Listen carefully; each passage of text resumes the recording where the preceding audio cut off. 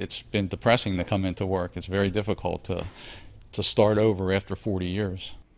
And starting over has taken more than just an emotional toll. Financial recovery has been costly and at times tangled up in politics. It's estimated that the unrest cost the city and state $50 million total. Part of that paid for the police response from outside the city and within. The Department of Justice pitched in $1 million towards that cause, but FEMA, they denied disaster aid even after an appeal from the state. Maryland requested about $19 million for emergency protection, National Guard activation, and property damage. Governor Hogan was quoted saying that FEMA's denial left him, quote, outraged and disgusted. As we've reported, 380 businesses were damaged or destroyed in April's rioting, and that cost to rebuild is staggering. Early on, the Small Business Administration estimated damage to businesses at $9 million. A store here at Mulberry and MLK. That would be the Rite Aid.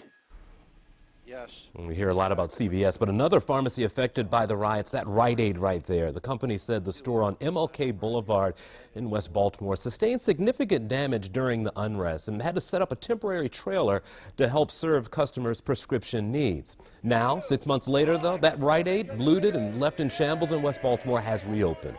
Baltimore Mayor Stephanie Rawlings Blake and Maryland Congressman Elijah Cummings joined other local dignitaries and officials for the grand reopening of the store on MLK. Federal, state, and local lawmakers say that they hope the reopening sends a strong message that Baltimore remains open for business.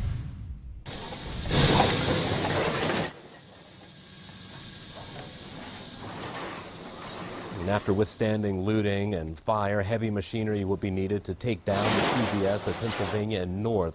The pharmacy was one of the most recognizable symbols of the April riots and really became known as the epicenter of the unrest. Dozens of employees were displaced. Hundreds of patients had to make special arrangements just to get their medication. And despite the destruction, CVS has vowed to rebuild in that very same spot. In the process of being, fixing, I'm sad that it happened.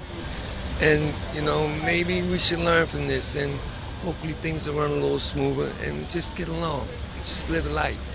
Be happy. It's a great thing to have it back in the community with everybody having to move to different pharmacies and everything like that. It's better, convenient. CVS saying they're committed to this location. The company expects the new store to open by the end of this year. Now, those chain pharmacies, they had a workforce to deal with their rebuilding.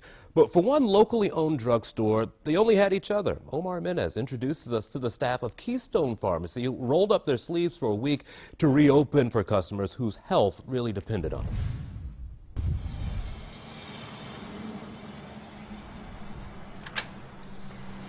It's almost like the experience of opening up a brand new drugstore and starting from scratch. For the Keystone Pharmacy in Northwest Baltimore, it's a story of resilience. Employees and myself worked very hard to get back up and running after the devastation created on April 27th. The CVS at North Avenue and Pennsylvania Avenue, they just set that on fire. What we were showing you earlier. 4 o'clock or 4:15, we closed the store. On the way home, I heard on BAL, of all places, that they were inside the CVS looting, and then they began to set it ablaze, too. They moved down a half a block to us, and they entered the store about 6 o'clock Monday night. On that Tuesday morning, Weaver found a completely different store. The inside door was totally vandalized and broken into, and there were papers all over the place, drugs, emptied off the shelves, prescription vials, and it was like a kind of hurricane had hit the store. But you wouldn't know it looking at the place today. You may not have even known it a week after it happened, because in that short time they were back up and running. Something Weaver credits to the people he sees every day. Some of my employees have been here, Omar, for 30 years. There you go. It's crazy how it went down like that. It was a mess. Jonathan Harrod is one of those employees that's been there from the beginning. His faith in Weaver and his faith in the pharmacy unbroken after their previous location burned down in 1997, and especially after the damage in April. That stayed strong, man. 30 years. 30 years. They showed up for work every day when we were down. For that 7-8 days that we were down, they showed up. They rolled their shirt sleeves up, and they went to work and did whatever was required to get the store back in in operational condition. We work together. That's what you're supposed to do. You're supposed to work together. So that's what we did. Teamwork that made a difference for their store, but more importantly for the people they serve. Didn't really know where to go, I'm glad that they opened back up because, really didn't have no place to go. 6 months later, down but not out, paused but not stopped. It's on to the next day, on to the next challenge. It's kind of one of our mantras here, is to keep moving.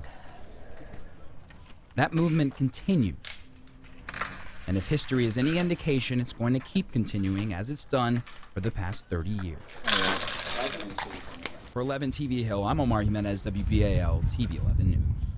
Omar, thanks. Construction and cleanup, well, that can be relatively quick compared to the work that's needed to restore trust between communities and the police department. Commissioner Kevin Davis recently spoke with WBAL News Radio 1090's Brian Neiman about improving his department and its relationship with city residents. After the riots, I saw a huge number of murders in the month of May, and you said in July as well. There was the feeling we had unnamed police officers go on CNN and saying that they were doing the least amount of policing they possibly can, the blue flu. Yeah. Is that over? It feels like it's over because I look at some objective statistics like gun seizures and drug arrests and field contacts, person stops, traffic stops. Those numbers are back to close to what they were before the riots and before the unrest. But unlike a typical blue flu or work slowdown, the police officers in Baltimore had a degree of PTSD. They saw 168 of their fellow police officers go to shock trauma. That's crazy.